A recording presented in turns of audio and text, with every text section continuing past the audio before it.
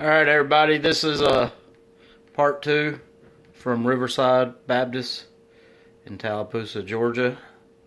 Yesterday I went and visited there, and this is the Sunday morning sermon.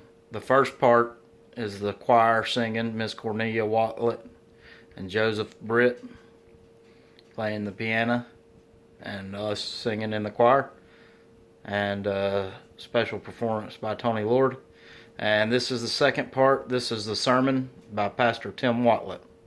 Thank you all for watching. Pay close attention because it is a good sermon. And I record this on my voice recorder, so that I can pay attention now. Sometimes I do videos, but this is on my voice recorder. Right there, as you can see. Give the Lord all the glory, for it is due. You're about to hear.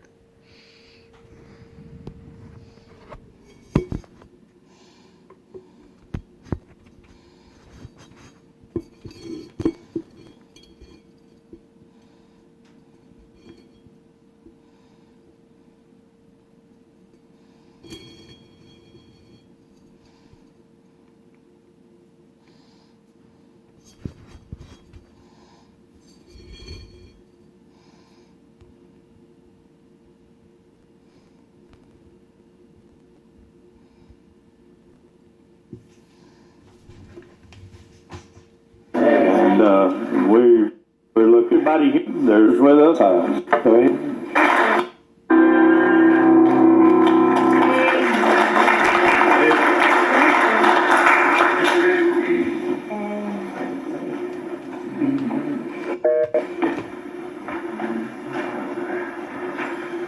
Amen. It is good to be in God's house. Amen. It's good to see you, to have our visitors with us. I tell you, every time the doors are open, there's visitors that come. What a blessing that is. If we could just get everybody here at the same time, we'd have a house full. And we're looking to just keep on keeping on, enjoying the presence and the blessings of God. Mark chapter 6 this morning. I want to read verse 1 through 6 and bring you the message that God has laid on our heart for this moment as we'll read these verses together. Mark chapter 6 and verse 1 through 6. I want to draw your attention to verse 5 when we get there for the text as we'll read it. But verse 1, and he went out from thence and came into his own country, and his disciples followed him. And when the Sabbath day was come, he began to teach in the synagogue, and many hearing him were astonished. I want you to know something, that when the Lord speaks, I'm talking about, it was an astonishment. They were astonished, saying, from which have this man these things? And what wisdom is this which is given unto him, that even such mighty works are wrought by his hands? Is not this the carpenter, the son of Mary, the brother of James, and Joseph, and Judah, and Simon? And are not his sisters here with us? And they were offended at him. But Jesus said unto them, a prophet is not without honor, but in his own country, and among his own kin, and in his own house. And he could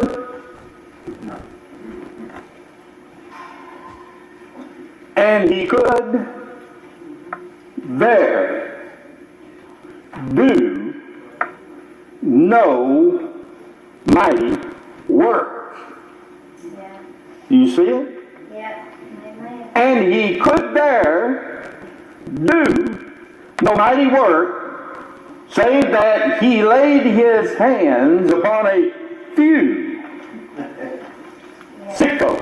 Yeah. Just a few. That's right. And healed them. And he marveled. Yeah. Only time you'll ever see Jesus marveled. He marveled because of their unbelief. Yes. And he went around about the villages teaching.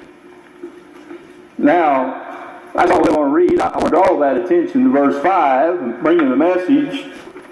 And a thought this morning from, as here, it indicates that Jesus went back to his own place, Nazareth, to his family, his kin, to do a work there. Amen. He's doing work all other places, but he wanted to go back there. When he got there, he wasn't accepted. And so, because of that, now, I want to preach for a little while on taking the brakes off. Amen. Now you say, preacher, what are you talking about, taking the brakes off? Because there was a hindrance. Yes. Now, I'm going to speak right here for just a moment and kind of bring us up to where I'm leading to as what God has laid on our heart. Now, I was an Army brat and I moved around all my life.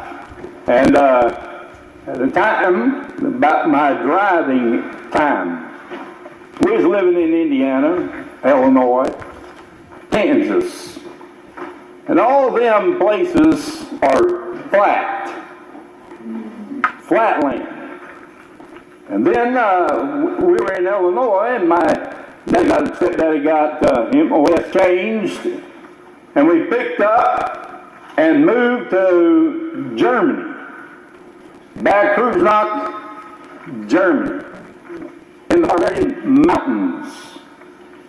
I never seen mountains down in Austria, the mountains, the Bavarian mountains, Black Hills, the mountains, Germany. And so I wanted to get a car while I was over there. Went to high school, actually graduated high school in Bad Kreuznach American High School, in Bad Kreuznach, Germany. And so I went and I got a Volkswagen. Volkswagen. You see, if you was in Germany and you drove a Chevy or Ford, that'd be a foreign car. So I got a car, the country I lived in. I was driving over there, son, you have a Volkswagen, but when you stop, you learn to take and put the emergency brake on. Yeah. You pull the handle. Yeah. And a lot of times, because I wasn't used to, because I lived in Flatland, then when I was driving in Indiana, Illinois, Kansas, different places you never used your emergency brake. And so when I get in the Volkswagen, there are times that I had the emergency brake on, I'd forget to take the emergency brake off. Yeah. And whenever that I'd try to drive, there were hits. I lost power because the brakes were on. Yeah. Now, here's a thought. Now, if Jesus would have went here and everybody accepted his work, so what kind of work would have been done? I believe that Mark chapter 6 would have had been recorded a lot more than what Mark 6 has in it now. I'm talking about the healing that could have taken place or transpired in Mark 6, but could not, because they would not accept. It was like they put the brakes on to his ministry, his work, so that he could only heal a few. Yeah. All right. Now that's my thought. Where we wanted to go as I was reading this. So now, with all that in mind, I want to ask you a question. Riverside Baptist Church. Now listen, I pastor churches all around here in different areas. And I got to noticing that the majority of churches today seem to have the brakes on. Come on. Right. Right.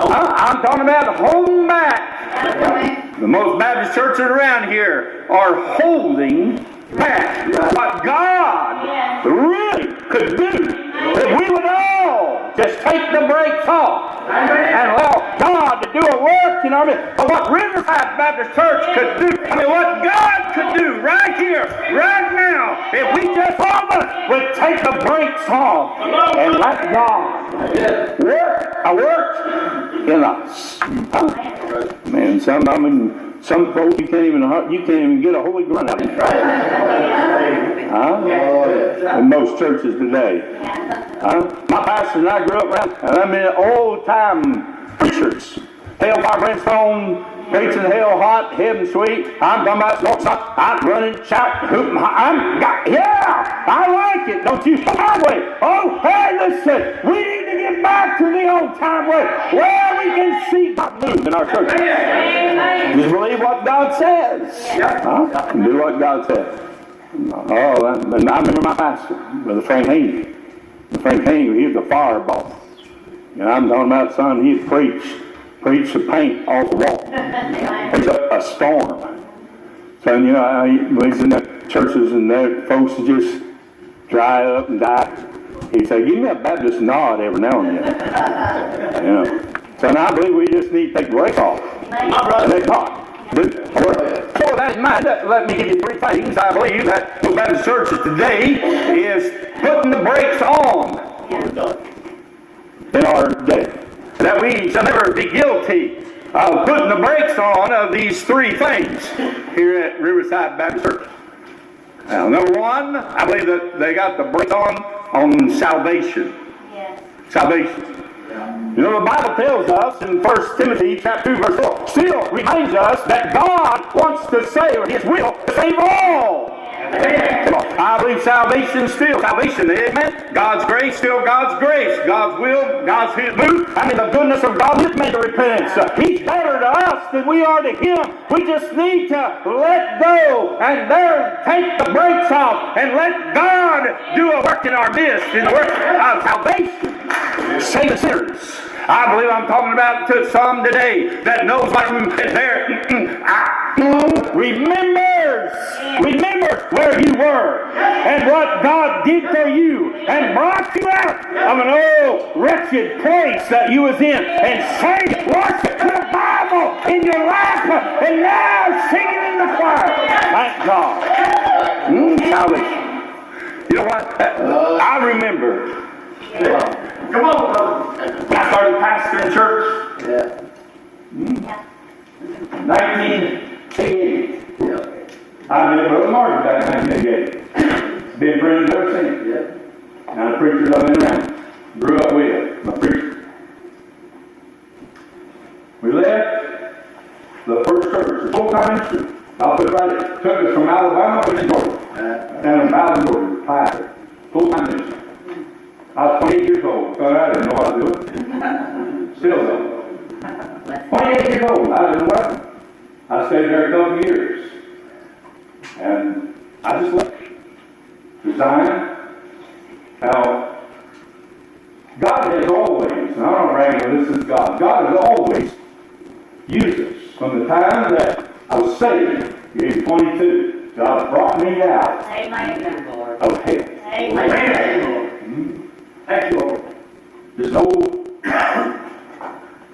stepdaddy is an alcoholic, drunk. Son, I was in a mess. I was in hell. God snatched me out. Yes. Saved me. Amen. Put me in a little Baptist church in Weaver, or Jacksonville, Alabama. Heard the gospel. Got saved.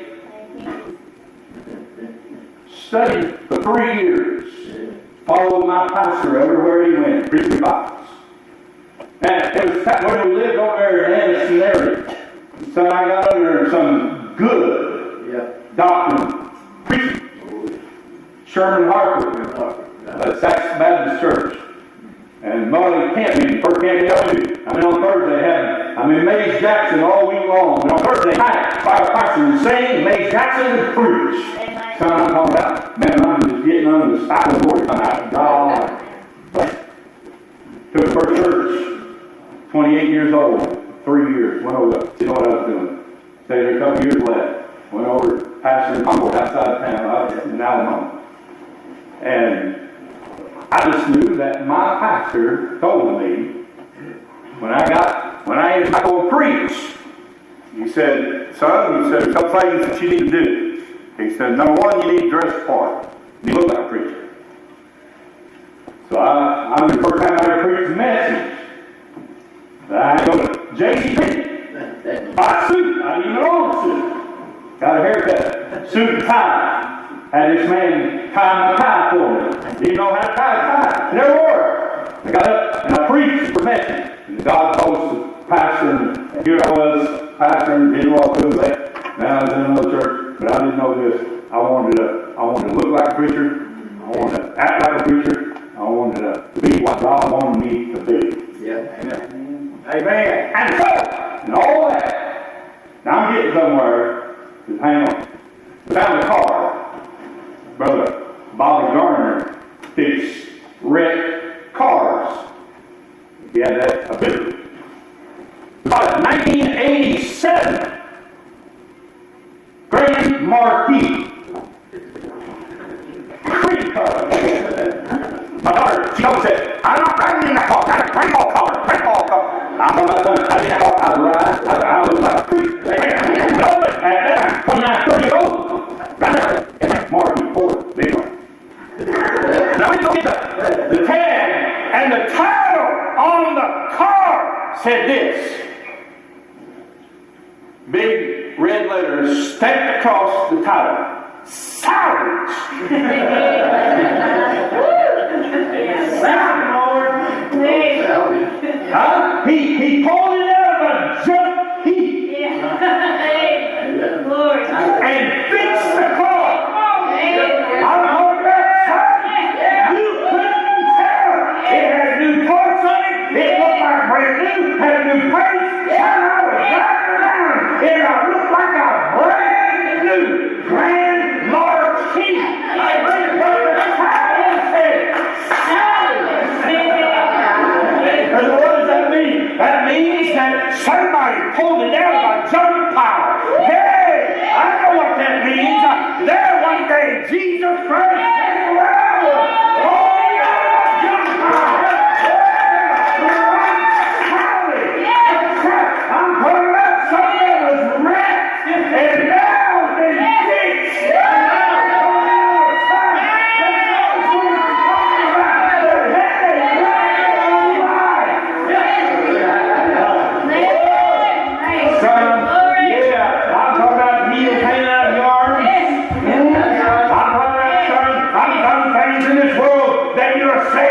That I want you to know something. God came to where you are and called you out. Yes, the power.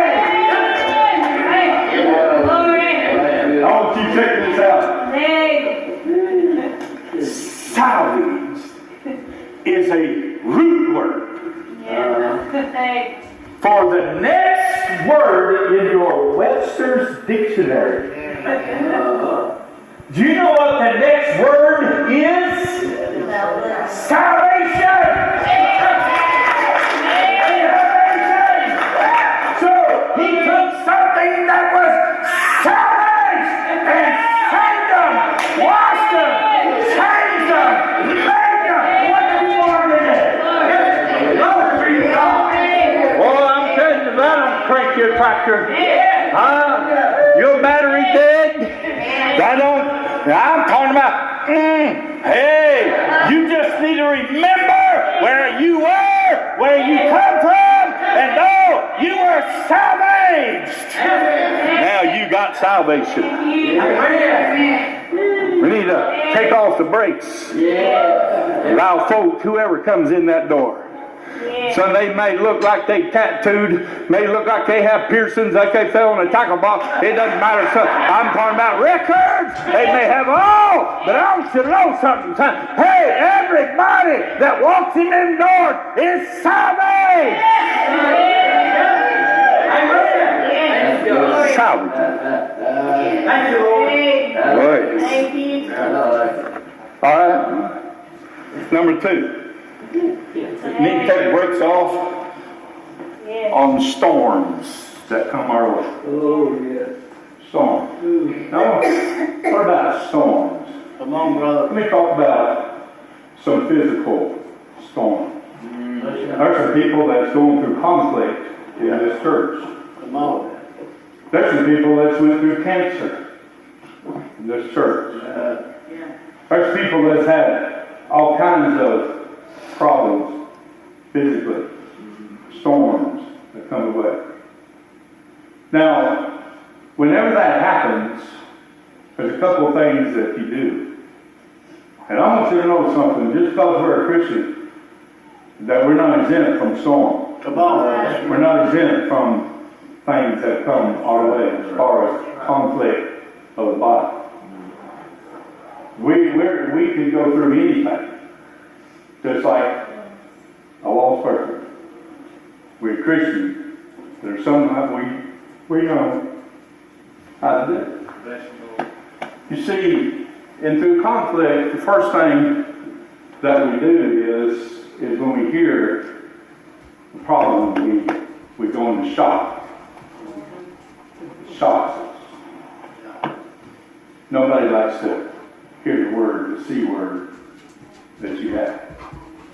Nobody wants to have to go through open heart surgery. I remember Noel Riggs, my mentor, my preacher, evangelist, was going to have open heart surgery.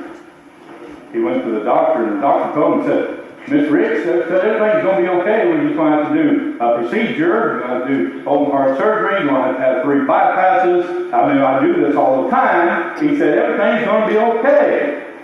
Preacher Riggs stopped him and said, oh, wait a minute. He said, you may do this all the time to people, but you're talking about my heart. Makes a difference, don't it? Yes, sir. So the first thing that happens is you go into shock. And then you go into silence. I want you to know that's normal. Where's God? Why is this happening to me? Come on. Shock, then silence. But through the storms of life that come our way, then we begin to realize that there's something that's better on the other side Amen. than what we have here. Glory to But God. the Bible says absent from the bodies to be present with the Lord. Yeah. And so we understand that this is not our home, it's just temporary, and we're passing through. And so the storms of life may come our way in adversity. Such as in Mark chapter 4, where they went down there and they woke Jesus up and said, perish not that we perish. What did Jesus do? He just got up there, he saw what they were going through, he got on the bow of the ship and said, peace, be still. And all the storms calmed down. You know what? It may be a struggle all the way to the graveyard, but once you get to the graveyard, it's going to smooth out. It's going to smooth out. Peace, be still. Amen. And the storms are life. Yeah. We need to take the brakes off and just let God. That's right. And I want to get to this last one, or then we'll be done. We need to take the brakes off of our worship. Amen. I want you to look at a verse of Scripture. What the average Baptist church is missing today is real worship Oh, yeah. in God's house. Yeah. In Psalm chapter 29, and I don't want you to miss this. In Psalm chapter 29, verse 2.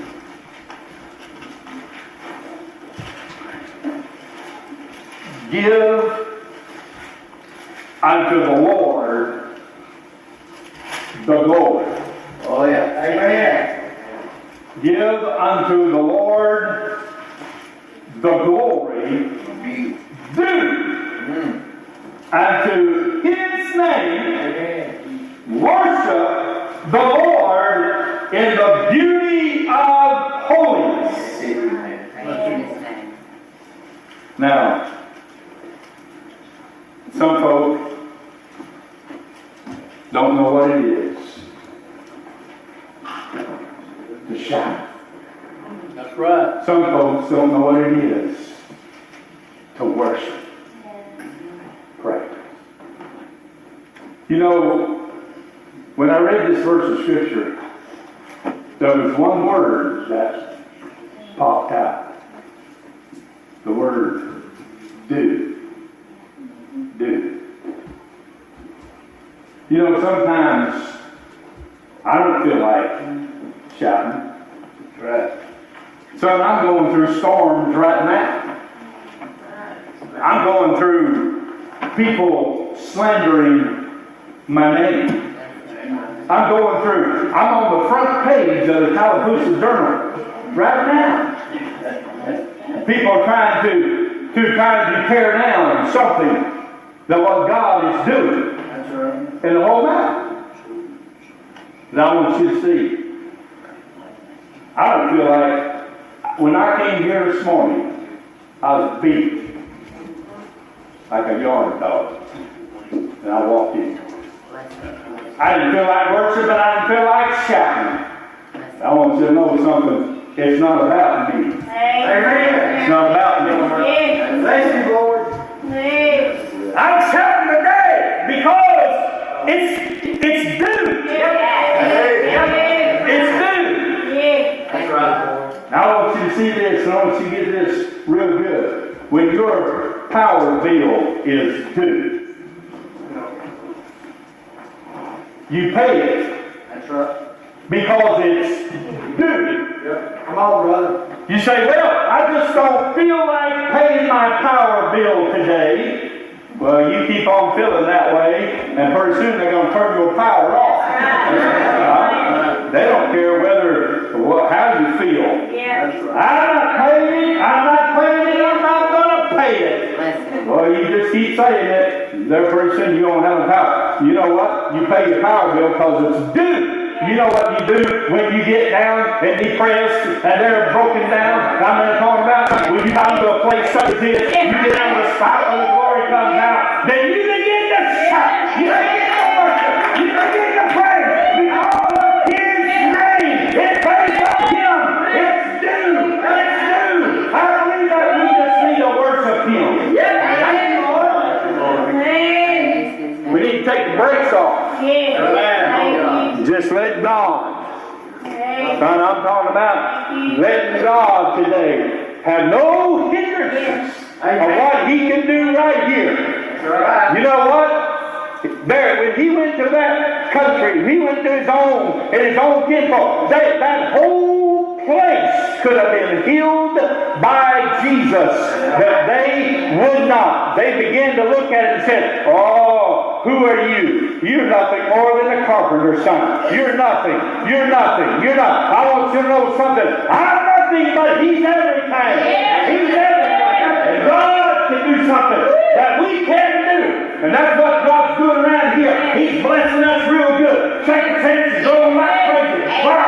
We're up to 94. I'm talking about on Tuesday night. We come in here and worship God. We shout around. We have a good time. You know why? Because there's nobody hindering. That's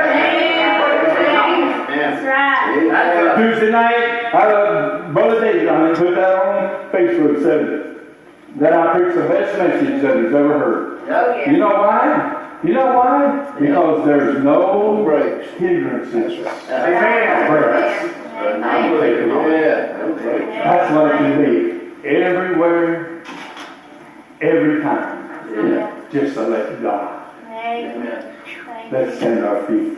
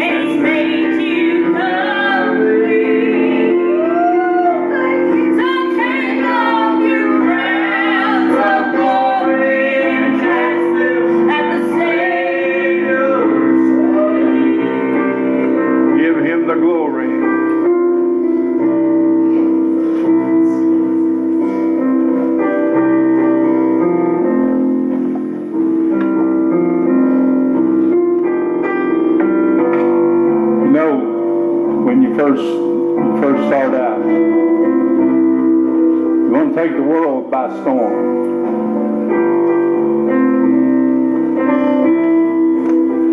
All you want to do is be pleasing to God. Just preach the Word of God. Let God save whoever He will. Then you got religious folks that just try to knock the props out and put the brakes on. I remember the first church that I pastored, a little woman that met me in the back. So when I got done preaching, I was on cloud nine. So when I preached the best message, man, I'm talking about I was ready to sign my own Bible. I preached so good. And when I first started, I used to say, bless God this, bless God that. I may have said too much, but she met me back there, and she said, Brother Tim, said, you ever thought about when you say, bless God, that you are blaspheming the name of God? Son, I dropped my head, and I went home and I cried. 28-year-old boy.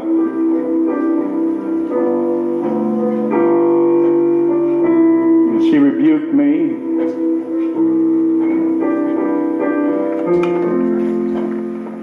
And then the Lord took this black leather covered Bible.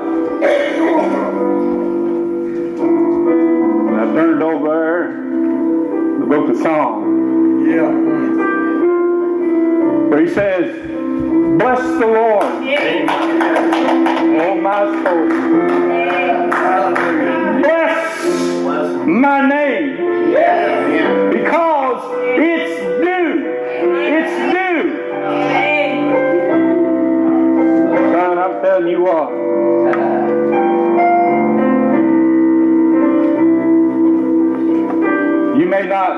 You may not like it, but I'll tell you what, this is the truth.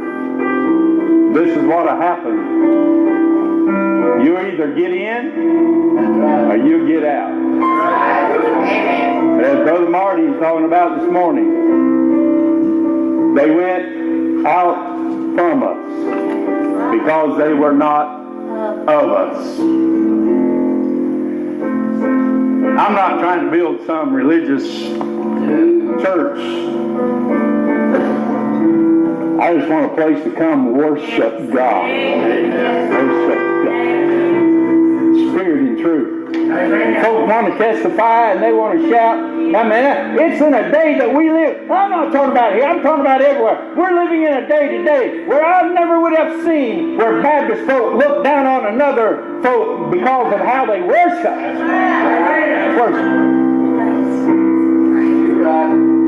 Well, I'm glad to be right here where you can worship God in spirit and truth and liberty and freedom. Enjoy the blessings of God. Anything else you be said or done? I'm glad God brought me from a foreign country to Georgia.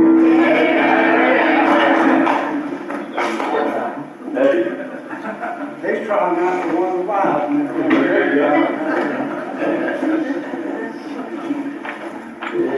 Any other word? Brother Kenneth, preach, you dismissed. Let us pray, Lord. Thank you for this message today, Lord, that we just take this and just follow our word, Lord. We're so proud that our church is growing at the end because of you, Lord. You brought these people and you brought them here to help us and help you, Lord. I'm just so happy that this church ain't failing no more. And these people always say to us that, you know, you can't have a church without having Christian people. And I believe everyone here is a Christian. Amen.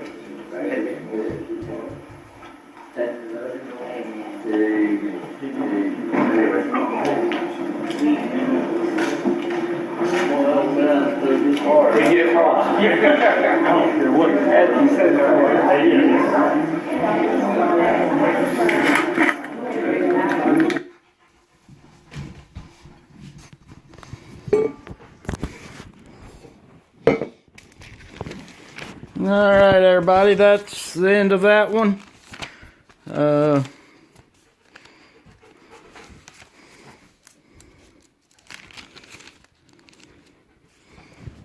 on 1 second.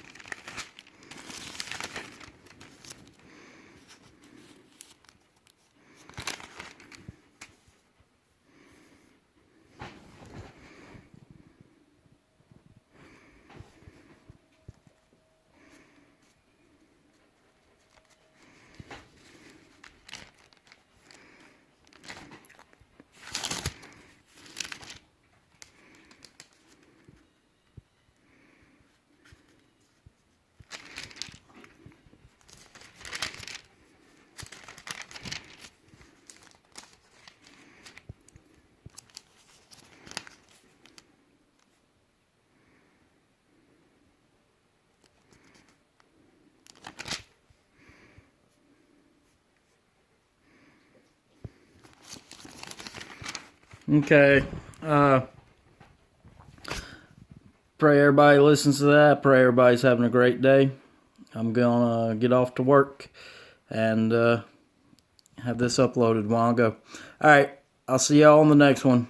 All my love and prayers to y'all continually. Thank you, Pastor Tim and Riverside Baptist Church, for the message. That was a great message. Thank you. Thank you all.